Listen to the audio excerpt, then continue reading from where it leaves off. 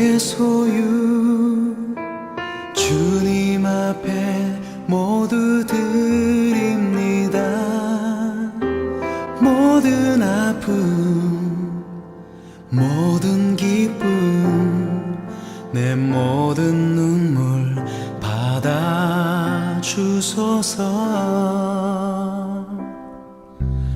나의 생명을 드리니 주 영광 위하여 사용하옵소서.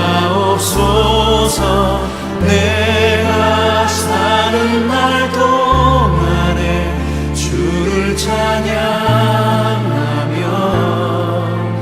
기쁨의 제물 되리. 나를 받아주소서.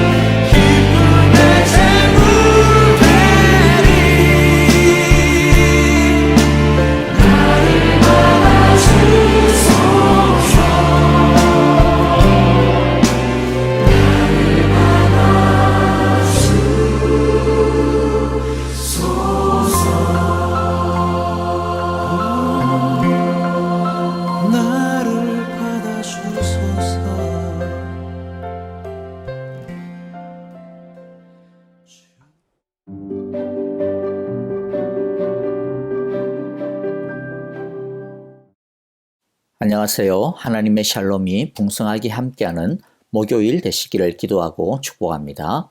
이제 하나님의 말씀을 함께 읽고 은혜를 나누겠습니다. 오늘의 말씀은 욥기 14장 1절부터 12절입니다. 1절을 제가 먼저 읽고 한 절씩 교독하겠습니다. 여인에게서 태어난 사람은 그 사는 날이 짧은 데다가 그 생애마저 괴로움만으로 가득 차 있습니다. 피었다가 곧 시드는 꽃과 같이 그림자같이 사라져서 멈추어 서지를 못합니다. 주님께서는 이렇게 미미한 것을 눈여겨 살피시겠다는 것입니까? 더욱이 저와 같은 것을 심판대로 데리고 가셔서 심판하시겠다라는 것입니까? 그 누가 불결한 것에서 정결한 것이 나오게 할 수 있겠습니까?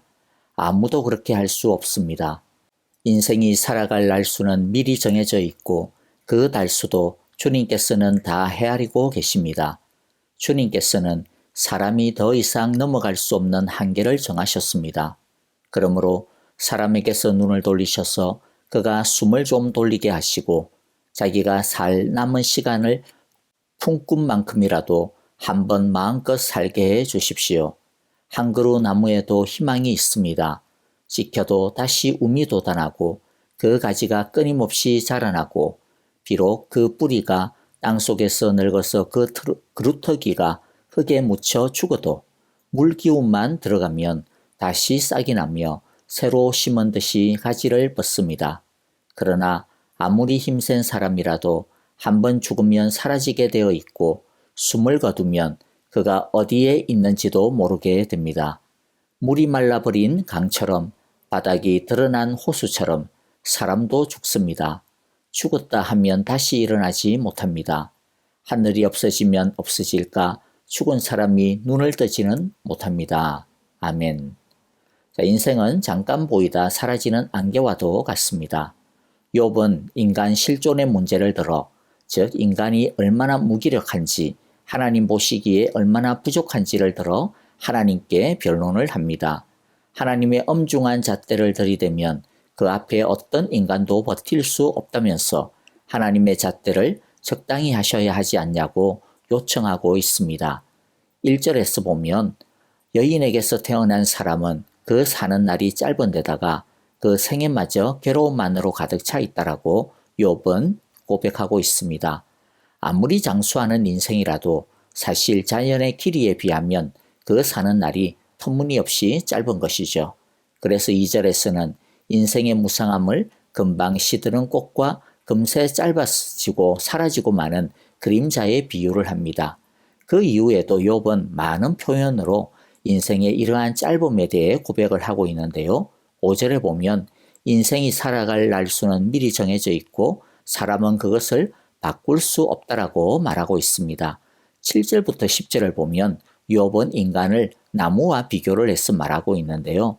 인간은 나무만도 못하다라고 단식을 하고 있습니다. 왜냐하면 나무는 지켜도 다시 움이 돋아나고 그 가지가 끊임없이 자라나고 또 나무가 늙어 그루터기가 흙에 묻혀도 그 그루터기에서 새로운 새순이 돋아나고 새로운 줄기와 가지가 뻗어나가기 때문입니다. 하지만 사람은 아무리 힘세고 세상에서 떵떵거리는 사람이라 할지라도 한번 죽으면 그것으로 땡이라는 거죠. 끝이기 때문에 나무보다도 못하다라는 것입니다. 사람이 얼마나 건강했느냐, 얼마나 돈이 많았느냐, 권력이 셌느냐, 그런 것은 아무것도 아닙니다. 그것은 사람의 수명을 붙들어 줄 수도 없고 지켜줄 수도 없습니다. 수량이 풍부한 물이 말라버리는 것처럼 물이 가득했던 호수가 바닥을 드러내는 것처럼 사람은 그 생명력이 다 빠져버리면 결국 마른 뼈가 되고 한번 죽은 사람은 다시 일어나지 못하는 것입니다. 자, 우리는 이와 같은 인생의 모습을 유한함이다라고 표현할 수 있을 것입니다. 그런데 인생의 유한함이란 단순히 생명의 길이가 짧다라는 것만을 말하는 것이 아닙니다. 생존의 유한함보다 더 큰 문제가 우리에게는 있습니다. 1절에 보면 그 생애, 그 유한한 생애마저도 안타깝게도 괴로움만으로 가득 차 있다라고 하는 것이 더 큰 문제입니다. 인간의 능력과 가치의 부족함, 그것이 인간의 유한함의 진짜 본질인 것입니다. 인간의 짧은 생명이 괴로움만으로 가득 차 있다라고 하는 것이 인간 문제의 본질인 것이죠. 이것은 자기 자신이 살아가는 데 있어서도 문제일 뿐 아니라 사람들끼리 살아갈 때도 문제이고요. 더 큰 문제는 하나님과의 관계에 있습니다. 이 유한함으로 인해 그 어떤 인생도 하나님 앞에서 버틸 수 없기 때문입니다. 4절에서 그래서 욥은 이렇게 단식합니다. 그 어느 누가 불결한 것에서 정결한 것이 나오게 할 수 있겠습니까? 아무도 그렇게 할 수 없습니다. 사도 바울은 이런 인간의 유한함과 필첩한 운명, 실존의 모습, 무가치한 버틸 수 없는 모습을 이렇게 성경을 가지고 인용을 했습니다. 로마서 3장 10절에서 18절인데요. 성경에 이렇게 기록되어 있습니다. 의인은 없다. 한 사람도 없다. 깨닫는 사람도 없고 하나님을 찾는 사람도 없다. 모두가 곁길로 빠져서 쓸모가 없게 되었다. 선한 일을 하는 사람은 없다. 한 사람도 없다. 그들의 목구멍은 열린 무덤이다. 혀는 사람을 속인다. 입술에는 독사의 독이 있다. 입에는 저주와 독설이 가득 차 있다.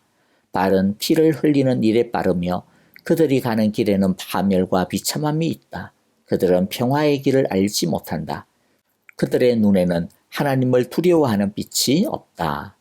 그래서 인간은 선을 행할 마음도 부족하고, 아니 하나님의 기준에서 보면 아예 선을 행할 마음이 없다라는 거죠. 그리고 설령 선을 행할 마음을 갖는다 하더라도 선을 행할 능력도 없고, 선을 행하는 능력이 있다 하더라도 그 능력마저도 불완전하여 그로 인한 결과가 항상 선하지도 않을 뿐더러 모두를 만족시키는 선에 이르지 못하는 것입니다. 사실 이것은 우리 모두가 대부분 인정하는 인간의 유한함 아닙니까? 이런 유한함으로 인하여서 우리 개인과 인생에 많은 문제들이, 많은 고통이 발생을 합니다. 그리고 그런 문제를 해결해 보려고 애를 쓰지만 잘 되지가 못합니다. 어떤 경우는 애를 쓰면 쓸수록 더 문제가 꼬이고 상황은 복잡해지고 안 좋아지기도 합니다. 그러므로 이런 인간의 유한한 실존적 모습을 어떻게 이해를 하고 또 어떻게 반응을 하느냐가 중요합니다. 그런데 잘못 반응하는 것이 대부분입니다. 예를 들어 어떤 사람은 사람이니까 어쩔 수 없는 거 아니야? 그게 사람인데 뭐 어쩌라고 이러면서 그냥 무시하면서 삽니다. 하나님이니 의인이 그런 것은 신경 쓰지 말고 내 하고 싶은 대로, 내가 좋아하는 대로, 내가 옳다라고 하는 대로 살면 그게 제일 좋은 것 아니냐라고 하는 자세인 것입니다. 하나님을 인정하지도 않고 하나님을 무시하는 태도이고 사실 하나님이 없다라고 하는 태도입니다. 그러나 성경은 하나님께서 하나님을 알만한 것을 사람 속에 둘 뿐만 아니라 이 세상 만물 가운데도 세상 살이 속에도 충만하게 두셨기 때문에 나중에 그 사람들이 나는 하나님이 계신 줄 몰랐어 라고 핑계댈 수 없다라고 엄중히 경고하셨습니다. 또 어떤 사람은 뭔가 정결한 것을 추구하며 살지만은 그러나 어쩔 수 없지 뭐, 이 정도면 됐지 뭐 이러면서 타협하면서 삽니다. 이들의 기준은 하나님이 아닙니다. 말씀도 아닙니다. 자신들이 세운 도덕이나 양심 또는 어떤 지식과 규율, 법이라고 하는 기준이 그들의 기준입니다. 하지만 성경은 이것에 대해 무엇이라고 판단하시느냐 하면 이들의 경우는 하나님의 기준에는 턱없이 미치지 못한다. 심지어 하나님의 기준과는 전혀 상관이 없기도 한다. 그런데 더 안타까운 것은 자신들이 세운 양심과 도덕과 규율과 가치의 기준마저도 도달할 수 있는 사람이 아무도 없다라는 것입니다. 하나님의 기준에는 당연히 못 미치고 또 자신들이 적당히 타협하여 낮춰놓은 그 기준마저도 통과할 수 없는 것이 바로 인간의 유한함과 빌접함의 현실인 것입니다. 그래서 사실 정직한 사람은 욥처럼 탄식할 수밖에 없습니다. 주님께서는 이렇게 미미한 것을 눈여겨 살피시겠다라는 것입니까? 더욱이 저와 같은 것을 심판대로 데리고 가셔서 심판하시겠다라는 것입니까? 그 누가 불결한 것에서 정결한 것이 나오게 할 수 있겠습니까? 아무도 그렇게 할 수 없습니다. 자, 그러면 하나님께서는 이 유한하고 무능력한 필접한 죄인에게 바라시는 의로운 태도가 무엇일까요? 할 수 없다라고 하는 것일까요? 그렇지 않고요. 하나님께서 원하시는 바른 태도가 있습니다. 하나님 앞에서의 바른 태도는 먼저 자신의 유한함, 죄됨을 인정하는 것입니다. 하나님 앞에서 뭐라도 된 것처럼 잘난 척하지 않는 것, 까불지 않는 것이 하나님이 바라시는 의의 태도입니다. 인정한다라고 하는 것은 나는 유한하니까 어쩔 수 없다. 그러면서 아무 열심도 내지 않는 그런 모습이 아닙니다. 열심을 다합니다. 하지만 그 열심에도 불구하고 한계가 있다라고 하는 것을 인정하면서 사는 태도입니다. 자기가 다 할 수 있다, 완전할 수 있다라고 하는 자세를 버리는 것.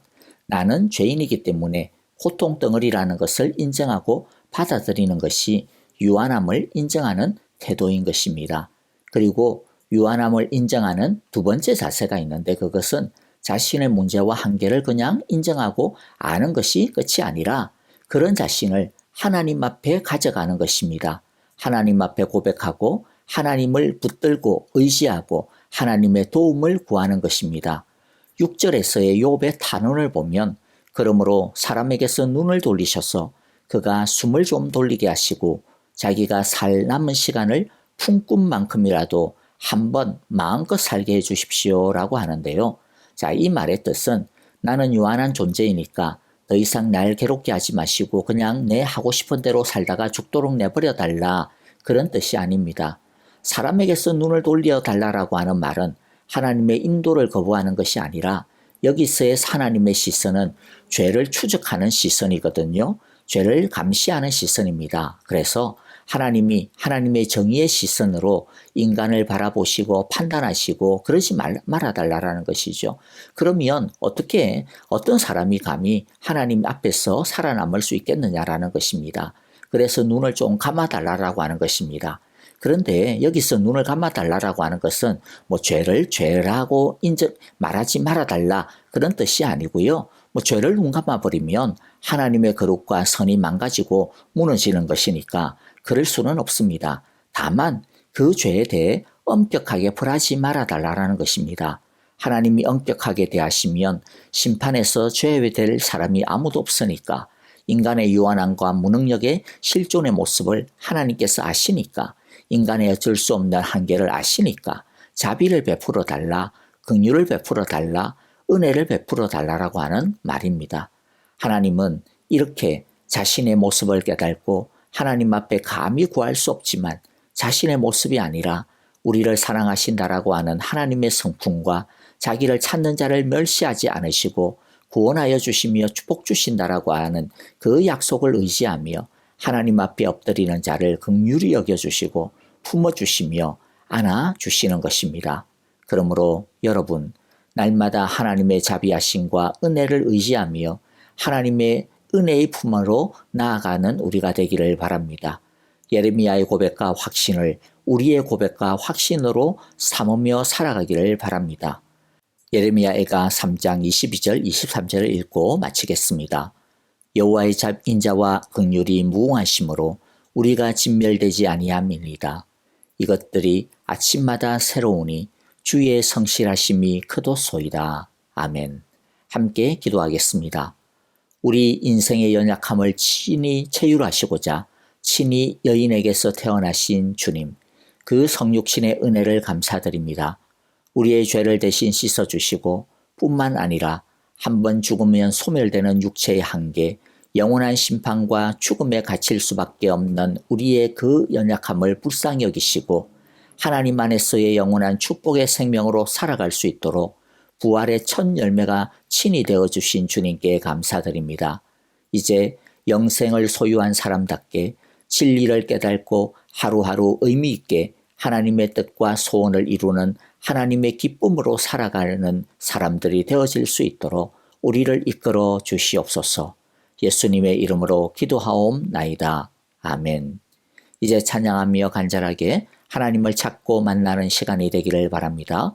교회와 성도님들을 위해 중보 기도하기를 바라고요. 특별히 아프신 분들, 호스피스 받으시고 계시는 박정원 집사님, 또 박윤경 전도사님과 황순금, 노창덕, 김내정 권사님, 이두상 집사님과 김윤호 아기, 교회의 여러 형제자매들을 돌아보시며 그들의 이름을 부르며 주여 은혜를 베풀어 주옵소서, 주여 긍휼을 베풀어 주옵소서라고 간절히 기도하기를 바랍니다. 오늘 하루도 하나님의 인자와 긍휼이 무한 하루가 되기를 바랍니다. 안녕히 계십시오. 감사합니다.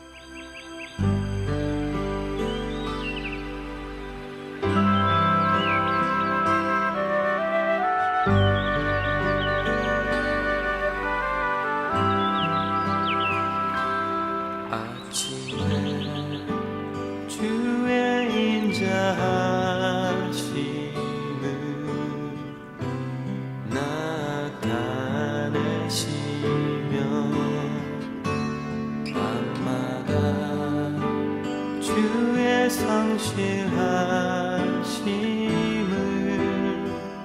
베풀미 좋으나이다.